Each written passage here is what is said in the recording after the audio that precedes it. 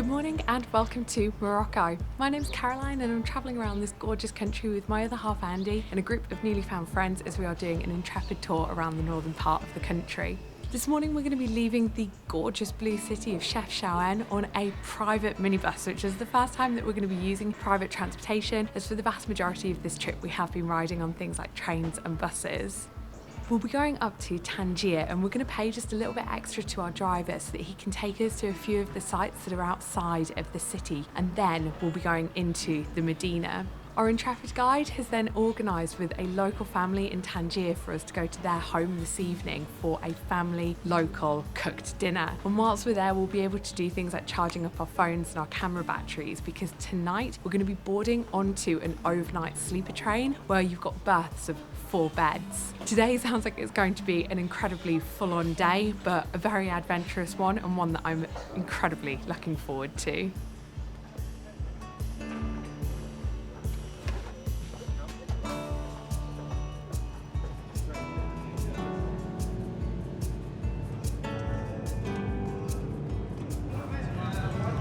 We're about an hour and a half into the journey and we've stopped off at a service station, and we can't help but pick up on the fact that the shop has to be one of the most sparse fuel station shops that we've ever seen in the UK. The aisles would be so narrow, they'd be stocked up really high. But the thing that I think has caught me off guard most is the cigarettes that are for sale. In the UK it's been law for a very long time that they need to be hidden away behind some kind of cabinet door, and there's certainly no brands that are on show. I've asked around because our group's quite international, and from what I can gather, Australia is a little bit like the UK where it all has to be hidden away, whereas in Germany the guys were saying that whilst they are on show, there's no branding, and instead it's all like pictures to show what your lungs look like if you're a smoker, whereas here all of the brands are there on show on the outer packaging. It's not been like that since I was a little kid.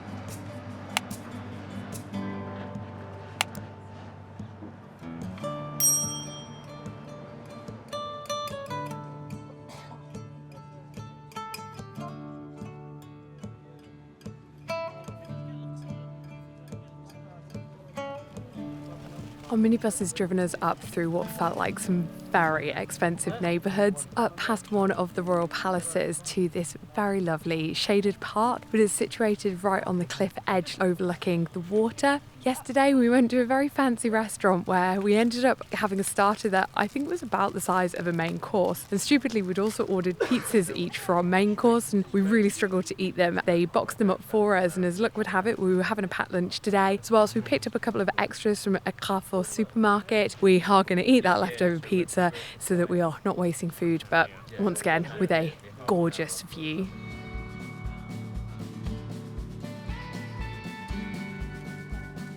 We've come out quite close to where the Mediterranean Sea meets the Atlantic Ocean, and we've come to the 200 dirham mosque. I just assumed that the name of it was because it would cost us 200 dirham to take a tour on the inside of it, but as it turns out it's actually the mosque that is on the 200 dirham note. Originally it was just built as a mosque and there wasn't a light up at the very top, but these days it also acts as a lighthouse. Turns out the next stop was just a very short walk down the hill to exactly where the Mediterranean Sea and the Atlantic Ocean meet. I really don't know if the camera is going to be able to do any justice, but looking at it with the naked human eye, there's a big rock, and on one side, the Mediterranean side, it is distinctively a lot more blue and a little bit on the turquoise side, whereas on the other side of the rock, on the Atlantic side, it is significantly more grey. I don't think I've ever seen this sort of thing before where two waters have met.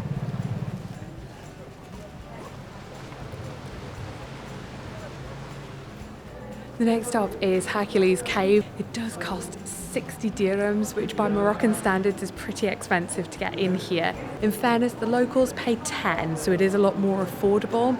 I didn't feel like I was being ripped off because the prices are very clearly stated on the little kiosk's window. I'd been under the impression that it was a big caving system that you had to go through, which is kind of what's behind me at the moment, and that it eventually opened out onto an opening that looked out over the Atlantic Ocean. But unfortunately, you quite quickly get to that opening over the Atlantic Ocean, which is over there, and then there's just a little bit of a cavernous system off to the side of that.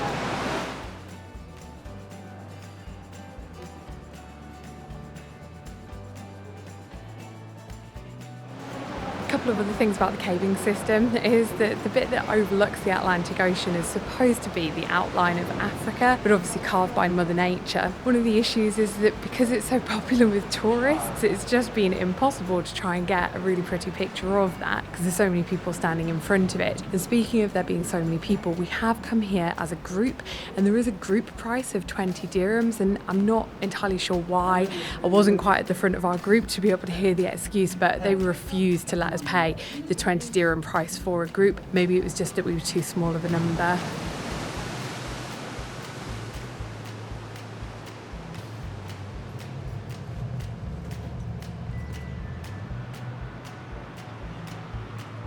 We've been dropped off in the central part of Tangier, and we've got 3 hours to be able to explore the city.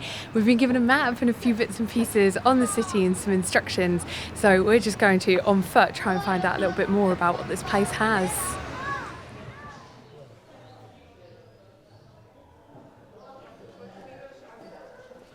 Buildings on either side of me, and also the building that's about to be above me, is the American Legation Museum. It's here in Tangier, and our understanding is that historically it almost acted like an American embassy, and that's because the relations between both Morocco and the United States were incredibly strong. Back in 1776, when the US got their independence from us as the British, Morocco was one of the first countries to recognise it as an independent country. And so naturally, their relationships only just went well from there.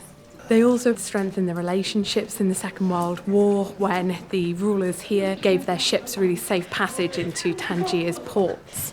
When diplomacy moved down towards Rabat, the building started to be used as a language school for American diplomats, and later a training centre for the Peace Corps, and these days it's now used as a museum. Unfortunately, we've rocked up at 5:10 and it's shut at 5 o'clock, so that's about as much as what I can understand from it.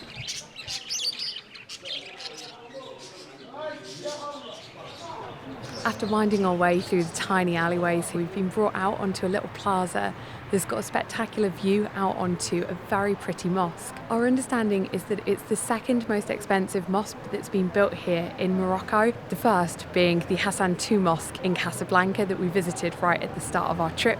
Behind the mosque, you've then got the Mediterranean Sea, and out on the other side is the mainland of Spain. I understand that it's approximately 30 kilometres between the mainland of Morocco and the mainland of Spain. And because there's 4 different ferry companies that compete for business, the fares are kept pretty low, and it takes around about half an hour to cross.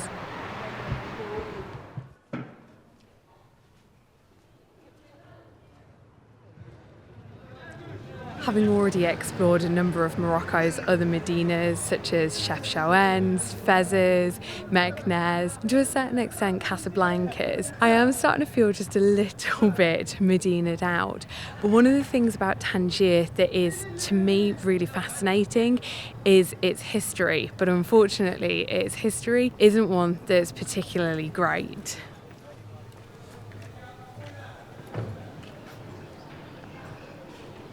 Geographically, the city of Tangier is situated at a couple of different types of crossroads. One is the crossroads between the Atlantic Ocean and the Mediterranean Sea, and the other being the crossroads between the continent of Africa and the continent of Europe. And so it meant that there was a lot of interest from other countries who wanted to take charge of this city.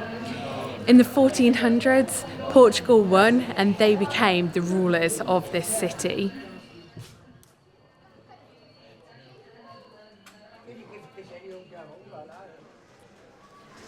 So, as if the Portuguese taking this city as their own when it wasn't theirs to begin with wasn't bad enough, by the 1600s, their Princess Catherine was due to marry the British Charles II.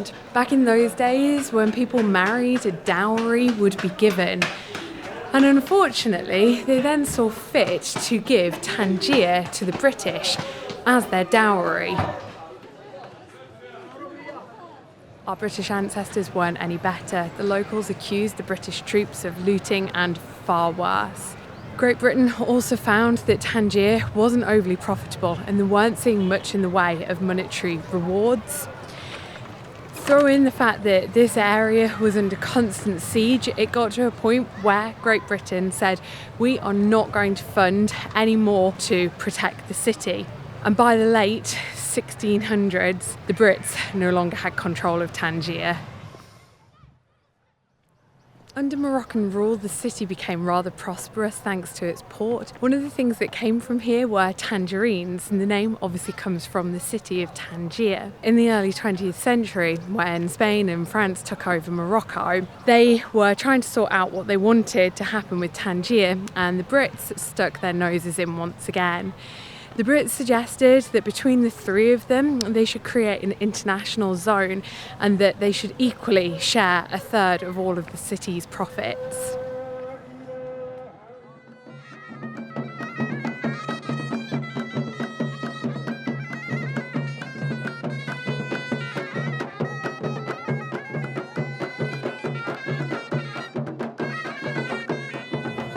I'm briefly going to interrupt this history of the city because an impromptu something has just started. It seems very exciting, so I'm going to concentrate on that and wrap up the history session in a short while. Wenn ich dann gestorben bin, holla hi, holla ho, trägt man mich zum Grabe hin, holla hi, ho. Setzt ihr kleinen Leichenstein, holla hi, holla ho. Pflanzt ihr drauf, vergiss nicht rein, holla hi, ho. Czerwena różyczka i z nimi Urodą, gdybym ja cię miała, dostałabym chłopca, jakiego bym chciała. Urody nie ma, o to się nie proszę innym, urodziwym wcale nie zazdroszczę.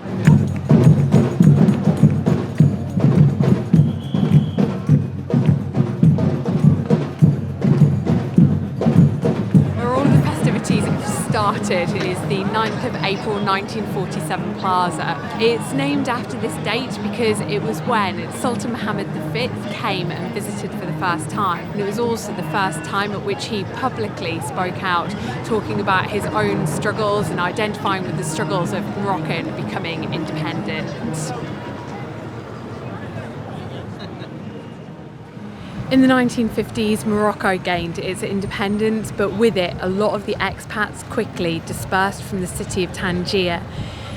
The finances also moved predominantly to Spain and Switzerland, but on the plus side, the hundreds of brothels that had popped up in this city were all completely shut down.